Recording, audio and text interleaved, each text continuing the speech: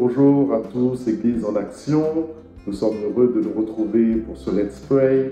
Par le biais d'Internet, nous sommes bénis d'être connectés, de pouvoir partager ce temps et ce moment avec toi. Alors j'espère que tu vas bien dans ce mois d'avril, dans cette fin de mois, et tu continues à persévérer avec le Seigneur car il est bon et il demeure fidèle au début du mois comme à la fin du mois.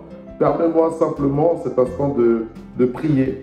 Prier pour que Dieu nous fasse du bien et conduise ce Let's Pray. Seigneur mon Dieu, merci pour ce temps, merci pour ce moment, merci pour mon frère, merci pour ma soeur, merci pour l'Église en action. Et Seigneur, bénis ce moment, bénis ce temps afin que ce soit un rafraîchissement pour chacun d'entre nous et que tu puisses commencer à le faire par l'adoration et la louange au nom de Jésus-Christ. Et pour dire ensemble, Amen. Voilà, je laisse la place à l'équipe technique. Adorons le Seigneur.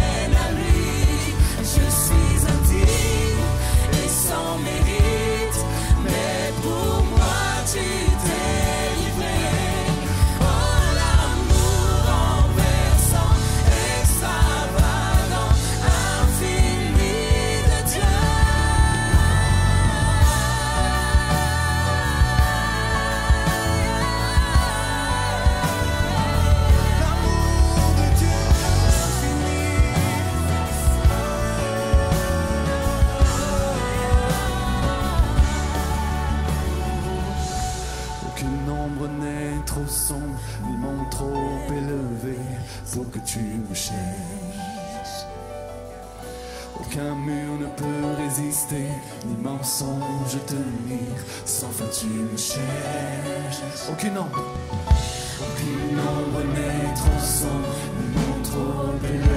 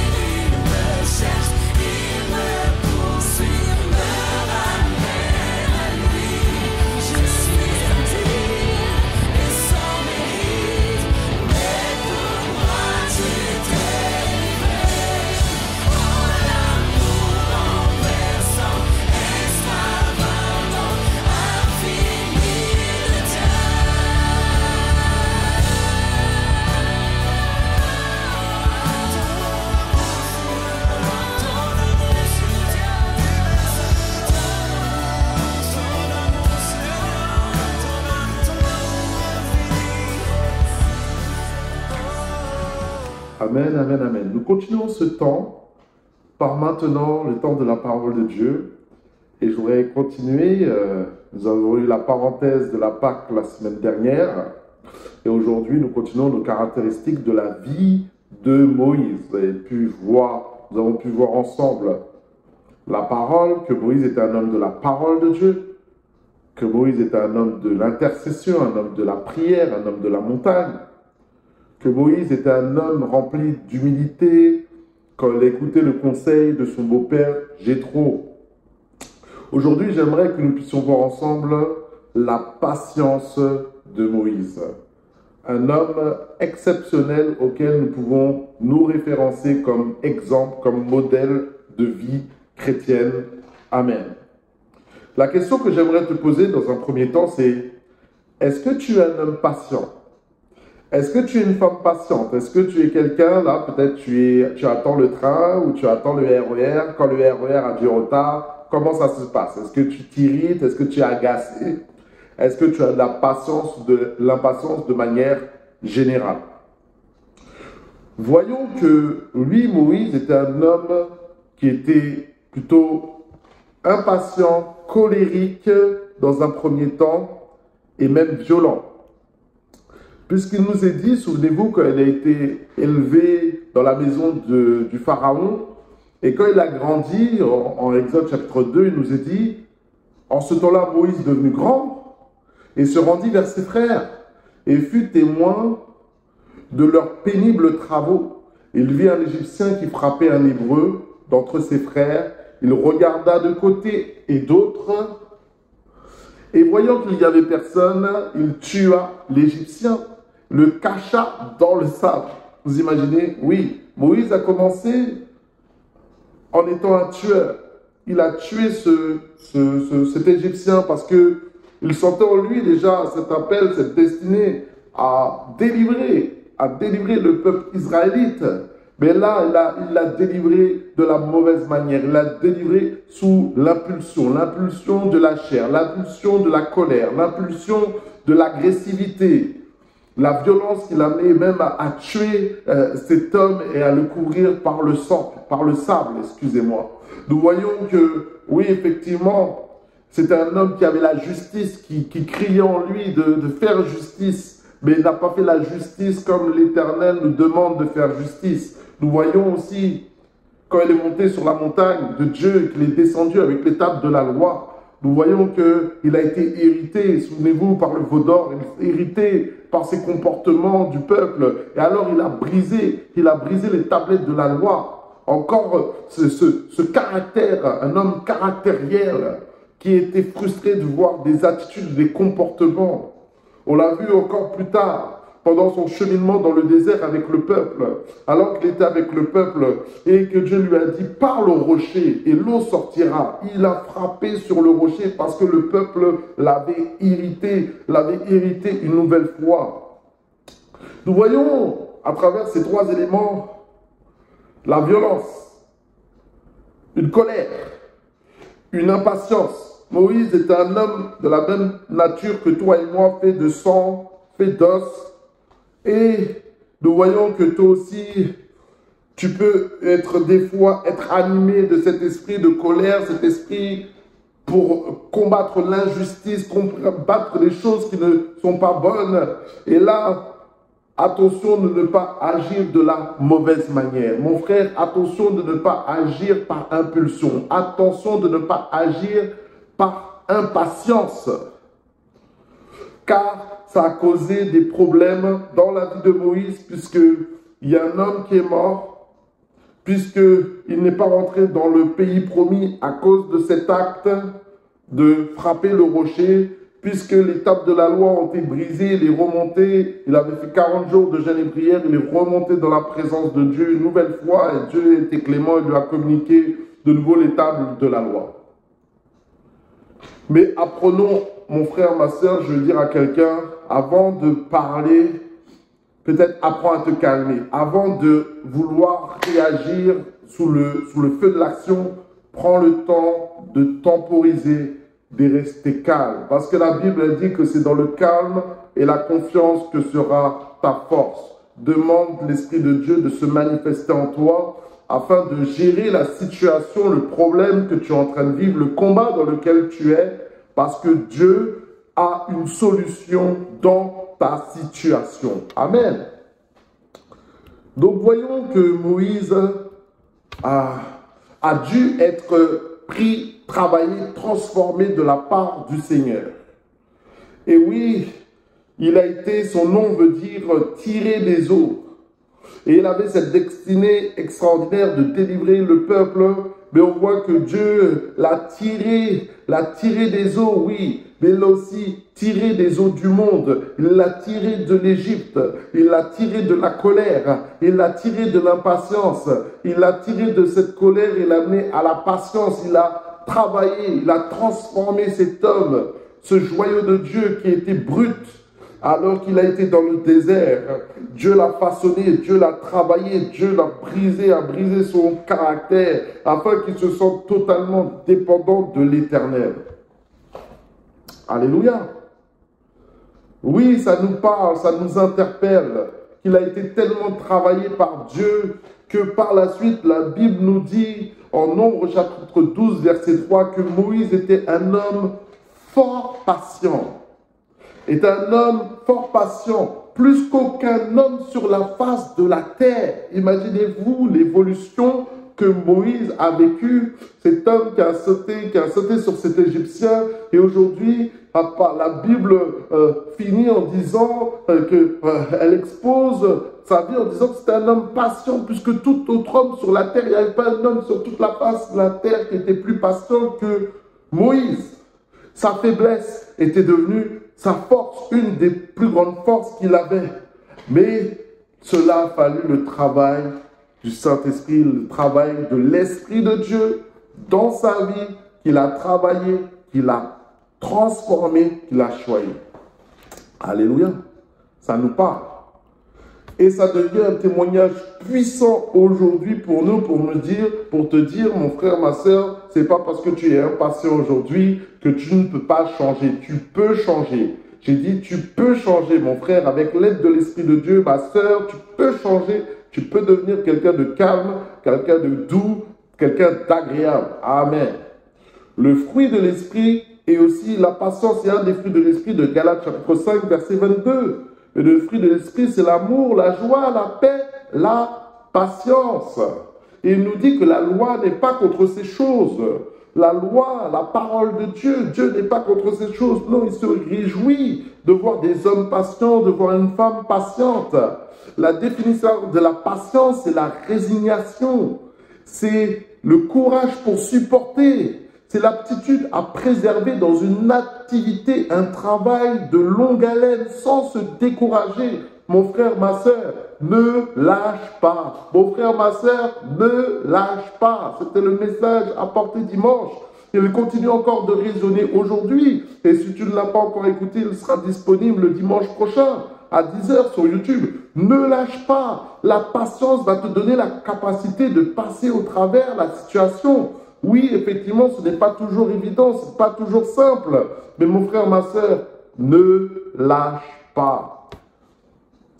Habakkuk, chapitre 2, verset 2, nous dit que si elle tarde la prophétie, attends-la, car elle s'accomplira certainement. Tu ne dois pas marcher par ta propre force, ne pas marcher par la chair, mais marchons par l'Esprit. Si tu marches par l'Esprit, tu permets à Dieu de se manifester dans ta situation. Tu permets à Dieu de te délivrer dans ta situation. Ce combat n'est pas charnel, ce combat est spirituel. Ce combat n'est pas de ce monde. Ce combat est dans les zones spirituelles dans lesquelles tu dois monter pour que Dieu intervienne et te donne la victoire. Amen. Est-ce que tu peux écrire victoire? Écris victoire en commentaire si tu crois dans ta vie que Dieu va faire quelque chose. Écris victoire. C'est ce qui s'est passé dans la vie de Moïse. Il a été patient et Dieu lui a donné cette victoire. Toi-même, si Dieu t'a appelé, sois patient parce que la patience c'est l'école de Dieu. Parce qu'un jour est comme 1000 ans pour lui. 1000 ans est comme un jour. La patience c'est le travail. le travail qui est fait au plus profond de toi, au plus profond de ton être, pour continuer à faire sa volonté, malgré les situations qui te paraissent difficiles. Ésaïe chapitre 35, verset 4 nous dit, « Dites à ceux qui ont le cœur troublé, dites à ceux qui ont le cœur troublé. » Est-ce que tu as le cœur troublé, mon frère, ma sœur? Prenez courage, il dit, ne craignez point. Voici votre Dieu, la vengeance viendra, la rétribution de Dieu. Il viendra lui-même et vous sauvera. Mon frère, ma sœur, dans ta situation, si tu continues, si tu gardes la patience dans l'Éternel, il se manifestera, il te sauvera, il te délivrera, parce qu'il est un bon Dieu, il est un Dieu bon, il est un Dieu fidèle, il est un Dieu miséricordieux. Il voit ta situation et il veut que tu aies la bonne attitude dans cette situation de combattre le bon combat de la foi. Alléluia. Donc simplement, je finis simplement avec ce verset, comme j'ai dit, qui m'interpelle toujours et que Moïse a compris. Ésaïe 35, je dis, car ainsi a parlé le Seigneur, le Saint d'Israël. C'est dans la tranquillité et le repos que sera votre salut. C'est dans le calme et la confiance que sera votre force. Mon frère, ma sœur, c'est dans le calme et la confiance, c'est-à-dire dans cette patience en Dieu, que tu verras la délivrance que te donnera Israël, que te donnera l'Éternel, pardon.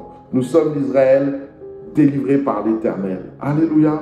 C'est ce que Dieu veut faire pour toi, pour moi.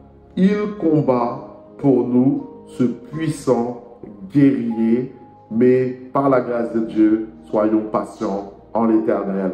Que Dieu te bénisse au nom de Jésus-Christ. Et nous te disons Amen. Amen, Amen, Amen. Nous voulons prendre ce temps maintenant de prière par rapport à cette exhortation, par rapport à la patience, et prier simplement. Je t'invite à prier pour toi-même, pour que Dieu te donne cette patience par l'Esprit de Dieu.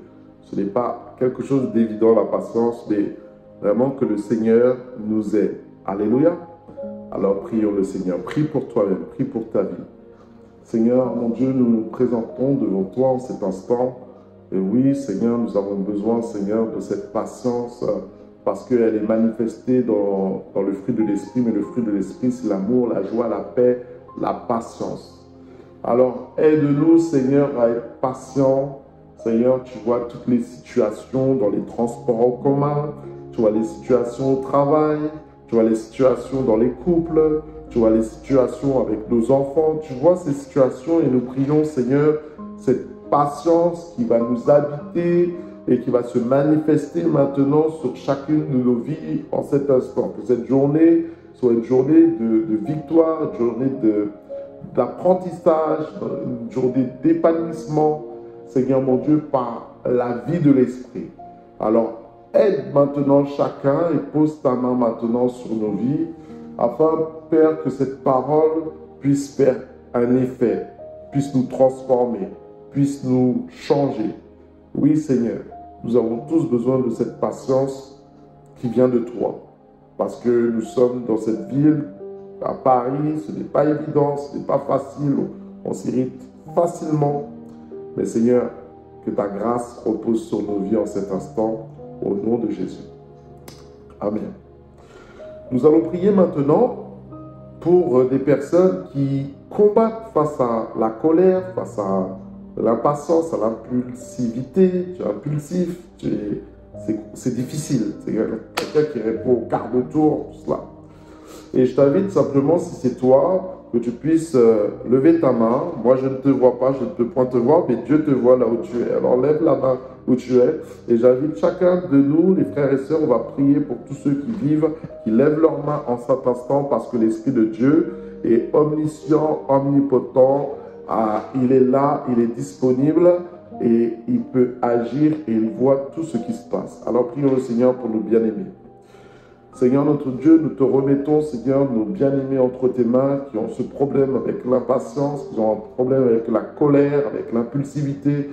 Et nous prions en cet instant que tu puisses les toucher de manière particulière, éternelle, Parce que ce que tu as fait avec Moïse, Moïse est cet homme violent, cet homme agressif, Seigneur, cet homme impulsif, tu l'as pris, tu l'as emmené dans le creux du rocher, tu l'as travaillé, tu l'as transformé, tu as fait de lui un homme patience, le plus patient sur toute la surface de la terre.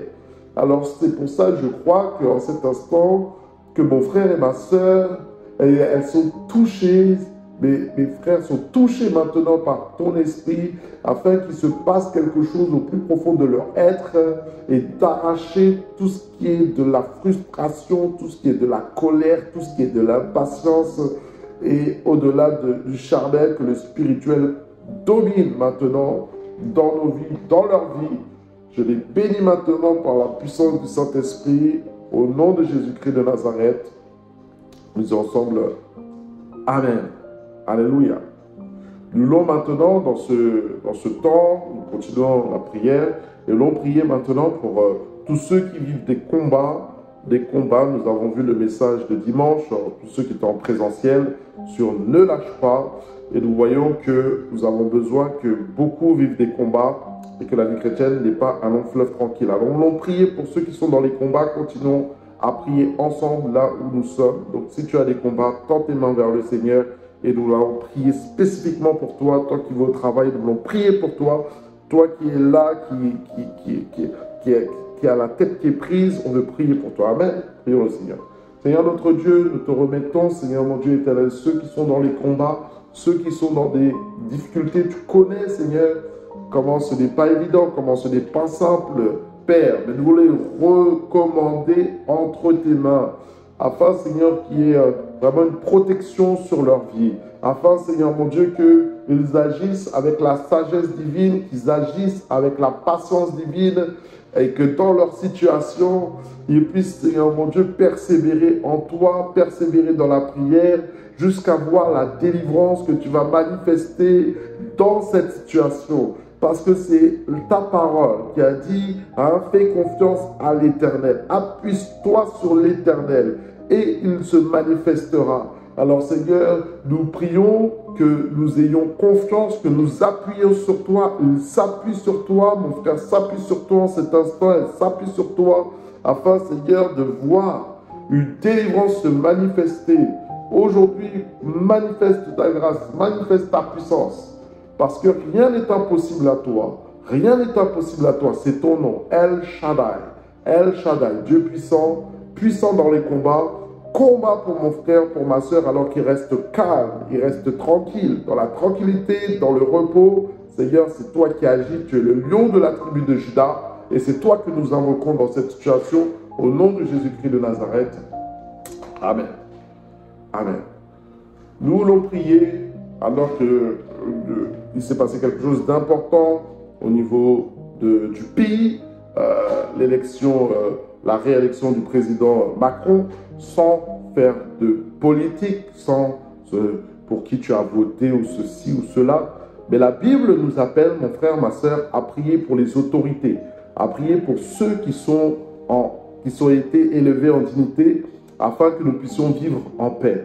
Alors, je t'invite que nous puissions bénir le président, bénir le gouvernement, parce qu'ils ont une tâche qui n'est pas simple de diriger la France dans ces temps de la fin. Alors ne maudissons pas, mais bénissons cet homme qui a cette responsabilité, Emmanuel Macron, de diriger le pays. Nous le remettons simplement dans les mains de Dieu.